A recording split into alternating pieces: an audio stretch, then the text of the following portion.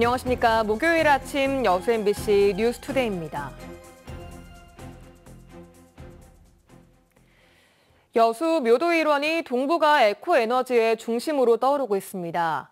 최근에는 세계 최대 산업용 가스 생산 기업이 1조 원대의 분리수소 생산 클러스터를 조성하기로 했는가 하면 연내 추가로 두세 곳의 글로벌 기업들이 투자를 검토 중입니다. 김주희 기자가 보도합니다.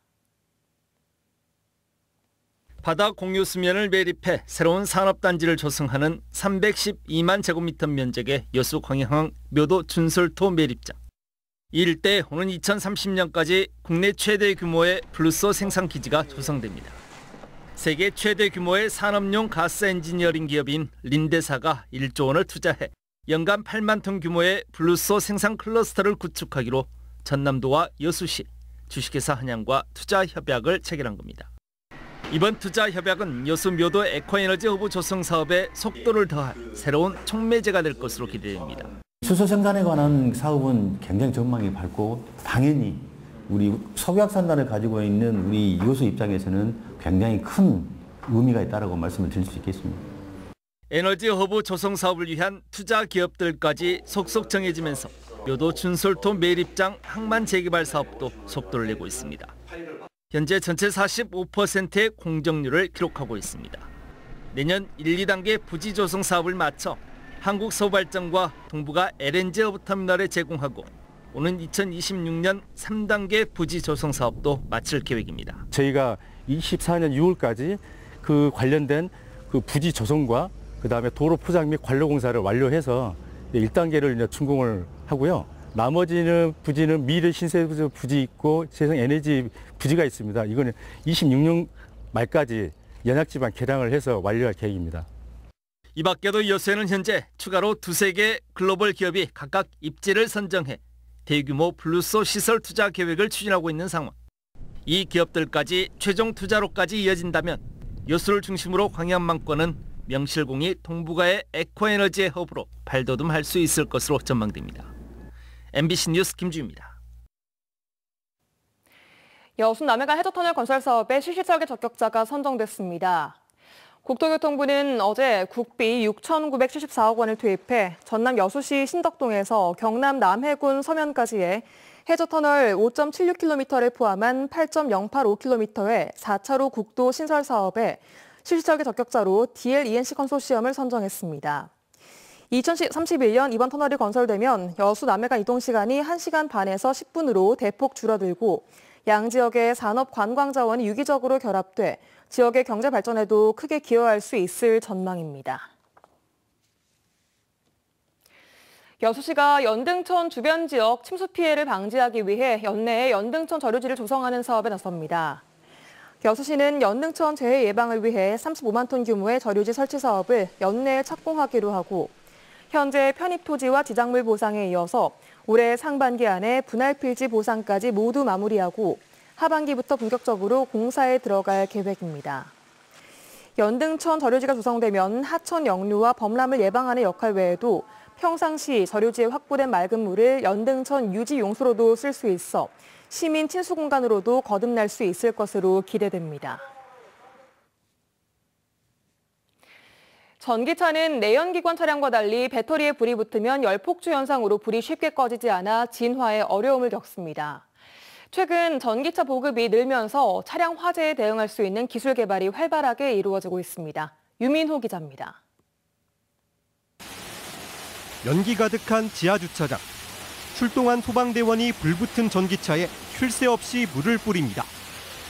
주차장 바닥은 홍수가 난 것처럼 흥건합니다. 불길이 쉽게 잡히지 않는 건 차량 아랫부분에 있는 배터리 때문입니다. 전기차 배터리는 수백 개의 조각으로 이뤄졌는데 한 개만 불이 나도 주변으로 옮겨 붙고 1000도 이상 치솟는 열폭주 현상이 일어납니다. 지난해 전국에서 발생한 전기차 화재 건수는 모두 44건.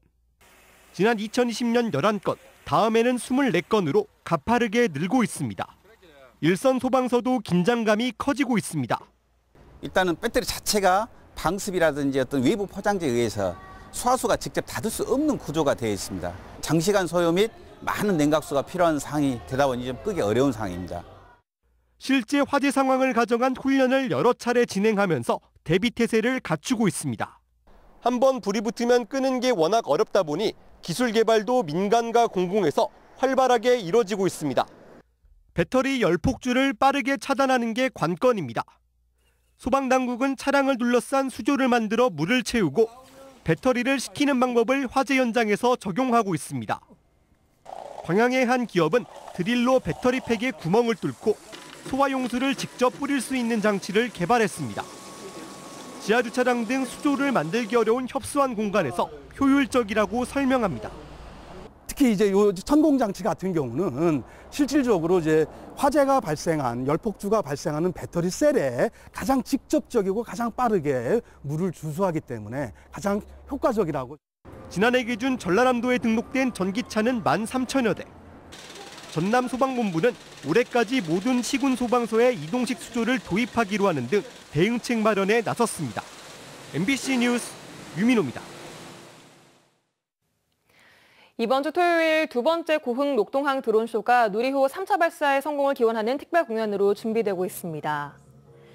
고흥군은 지난 13일 첫 드론쇼가 전국적으로 이목을 끌면서 이번 주 두 번째 공연은 24일 고흥 나로주센터에서 있을 누리호 3차 발사의 성공을 기원하는 의미에서 우주산업의 중심 고흥과 누리호 발사, 인공위성과 지구, 우주인 등을 애니메이션 효과로 연출한 특별 공연으로 진행된다고 밝혔습니다. 고흥 녹동항 드론쇼는 드론 중심 도시 고흥의 위상을 전국에 알리고 야간 볼거리를 제공하기 위해 오는 11월 말까지 매주 토요일 밤 9시에 공연이 진행될 예정입니다. 최근 전남 지역에서 전세 사기 피해가 잇따르자 전라남도 차원의 대책 마련이 필요하다는 지적이 나왔습니다. 임지락 전남도 의원은 어제 도의회 5분 발언에서 광양 지역에서 집단 임차보증금 미지급 사태가 발생하는 등 전남이 전세 사기 안전지대가 아니라면서 이같이 밝혔습니다. 임 의원은 전라남도가 전세 사기 사례를 도민들에게 알리고 서울시가 운영하는 전월세 안심계약 도움 서비스 같은 제도적 안전장치를 마련해야 한다고 촉구했습니다. 영암 대불산단 불법 오토바이 운행 실태는 어제 오늘의 이야기가 아닙니다. 불법 오토바이 운행이 늘고 각종 사건 사고가 잇따르자 영암군과 경찰은 2년 전에 대불산단 치안협의체를 만들었습니다. 자전거 도로를 신설하고 자전거 200대를 기증하기도 했는데요. 효과는 어땠을까요? 안준호 기자가 취재했습니다. 지난 2021년 9월 대불산단에서 자전거를 타고 가던 외국인 2명이 차에 치여 숨졌습니다. 교통사고가 빈번하게 발생하는 것뿐만 아니라 불법 오토바이 운행도 많아 대불산단은 무법지대라는 악명까지 들어야 했습니다. 처음에 와서 오토바이를 등록 안 했고 자국 밑길이 거리하다 보니까 좀 고차가 되지 않았나. 그러자 경찰과 지자체가 나서서 치안협의체를 구성했습니다. 근로자 출퇴근 안전 확보를 위해 내놓은 대책은 자전거 도로 신설, 차량 이용객 불안감 해소와 외국인 무등록 오토바이 운행을 감소시키겠다는 계획이었습니다. 지난해 말 완공된 자전거 도로는 3개 구간에 6.2km. 대불산단 내 자전거 도로 개설 공사에는 20억 원이 투입됐습니다. 하지만 자전거 도로를 이용하는 노동자는 찾아보기 힘듭니다. 출퇴근을 할 때 자전거를 타고 도로로 다니거나 번호판 없는 오토바이를 대부분 이용하고 있습니다. 중간중간에 끊겨요. 이렇게 가고 있다 보면은 또 자전거 도로가 사라져버리고 길도 안 좋아요. 울퉁불퉁하고. 출근 퇴근할 때면 오토바이 2대요. 먼 거리는 아니야. 오토바이 타면 한 5분 10분. 대불산단 내 외국인 노동자는 4,000명이 넘을 것으로 추산됩니다.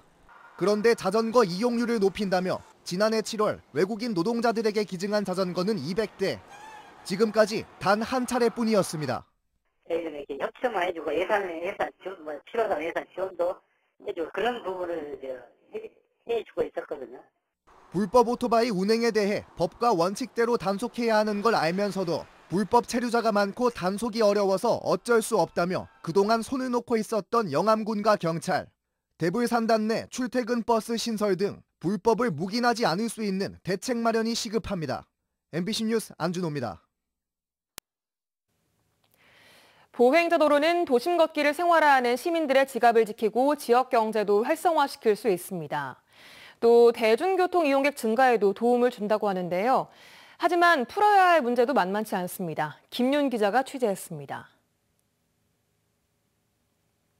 목포시에서 유일하게 보행 환경 개선지구로 지정된 근대 역사 문화의 거리입니다.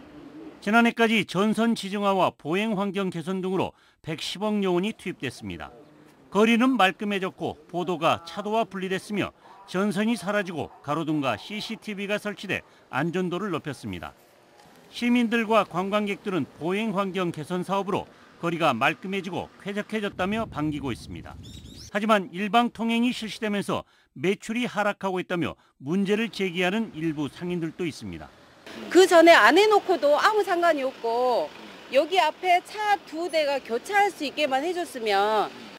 보행자에게 그늘을 만들어주는 가로수를 두고도 갈등이 심심찮게 벌어지고 있습니다.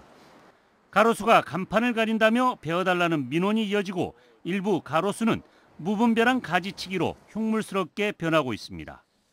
이런 건 좀 더 소통을 통해 가지고 이해를 구하거나 아니면은 이 일방 통행의 구간을 좀 부분별로 별도로 시행하거나 이렇게 좀 세부적인 그런 지혜가 필요한 겁니다. 걷기 좋은 도시 목포 만들기, 보행자 중심의 도로 환경을 조성하는 과정에서 발생할 수 있는 시민들의 불만과 갈등을 지속적으로 관리하고 이해를 구하기 위한 목포시의 세심한 정책적 배려가 필요해 보입니다. MBC 뉴스 김윤입니다.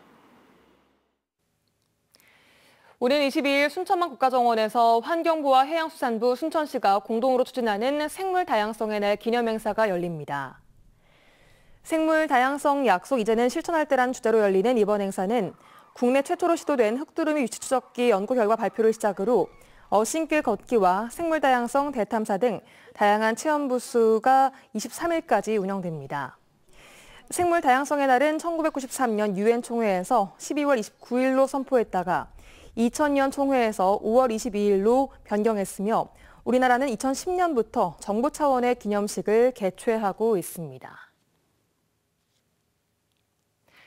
구흥군이 유자주산지라는 대회 인지도를 높이기 위해 도시민을 대상으로 유자나무 500그루를 분양합니다. 구흥군의 나의 유자나무 이벤트는 도시민들에게 구흥 유자나무를 분양해 자신만의 특별한 이름을 붙이고 수확한 유자로 차를 만들거나 유자 10kg을 제공하는 도농 공감형 프로그램으로 진행됩니다. 구흥군은 당초 어제까지 분양 이벤트를 마감할 예정이었지만 더 많은 도시민들에게 기회를 제공하기 위해 분양이 끝날 때까지 신청을 받기로 했습니다.